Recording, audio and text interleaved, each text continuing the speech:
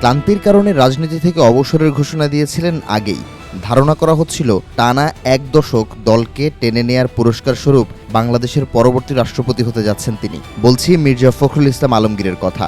গেল ফেব্রুয়ারিতে বিএনপি ক্ষমতা গ্রহণের পর থেকেই বাংলাদেশের 22তম রাষ্ট্রপতি হিসেবে সামনে এসেছিল এই বরেণ্য রাজনীতিবিদের নাম।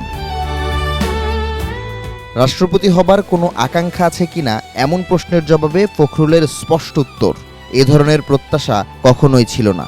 ভাগ্যের কারণে এতদূর আসতে পেরেছেন তিনি। সম্ভবত বিএনপি মহাসচিবের ভাগ্য আর সহায় হচ্ছে না। আগামী কয়েকদিনের মধ্যেই পদত্যাগ করতে যাচ্ছেন রাষ্ট্রপতি মোহাম্মদ শাহাবুদ্দিন। সম্প্রতি এক ফেসবুক পোস্টে এমনটাই দাবি করেছেন জুলকারনাইন সায়ের। আল জাজিরার এই অনুসন্ধানী সাংবাদিক জানান, স্বাস্থ্যগত কারণ দেখিয়ে পদত্যাগ করতে পারেন রাষ্ট্রপতি। তবে চুপ্পুর পদত্যাগের গুঞ্জনের চেয়েও আলোচনায় পরবর্তী রাষ্ট্রপতির নাম। সায়েরের দাবি, নতুন রাষ্ট্রপতি হিসেবে বিএনপির কোনো শীর্ষ নেতা নন, বরং পছন্দের তালিকায় রয়েছেন মন্ত্রিপরিষদ সচিব নাসিমুল গনি। কেন নাসিমুল গনি, এর কোনো ব্যাখ্যা দেননি সায়ের। সম্ভবত তার বর্ণাঢ্য ক্যারিয়ারই এই ব্যাখ্যা দেওয়ার জন্য যথেষ্ট। ডক্টর নাসিমুল গনি বিসিএস 1982 ব্যাচের প্রশাসন ক্যাডারের একজন কর্মকর্তা। 1983 সালে রাঙামাটি পার্বত্য জেলায় সহকারী কমিশনার হিসেবে তার চাকরি জীবন শুরু। মাঝে দেশ ও বিদেশের নানা গুরুত্বপূর্ণ পদে দেখা যায় তাকে। তবে ক্যারিয়ারে টার্নিং পয়েন্ট আসে চলতি শতকের গোড়ার দিকে। এ সময় জাতীয় সংসদের তৎকালীন স্পিকার ব্যারিস্টার জমির উদ্দিন সরকারের সচিব হিসেবে দায়িত্ব পালন করেন তিনি।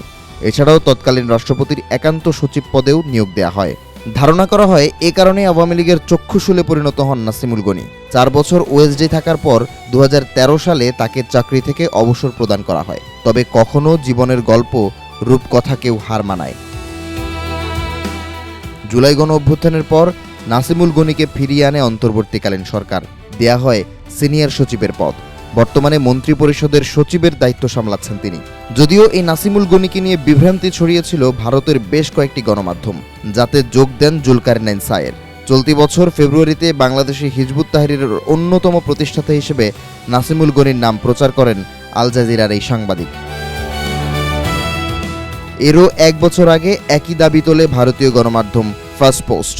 অথচ সে সময়ই হিজবুত তাহরির প্রতিষ্ঠাতা ও বাংলাদেশের শীর্ষ এই আমলা একই ব্যক্তি নন, সে বিষয়ে প্রমাণ উপস্থাপন করে সিএ প্রেস উইং ফ্যাক্টস। তবে এর বিরুদ্ধে কোনো প্রতিবেদন তৈরি করা তো দূরের কথা, এমনকি ক্ষমাও চাননি অভিযুক্তরা।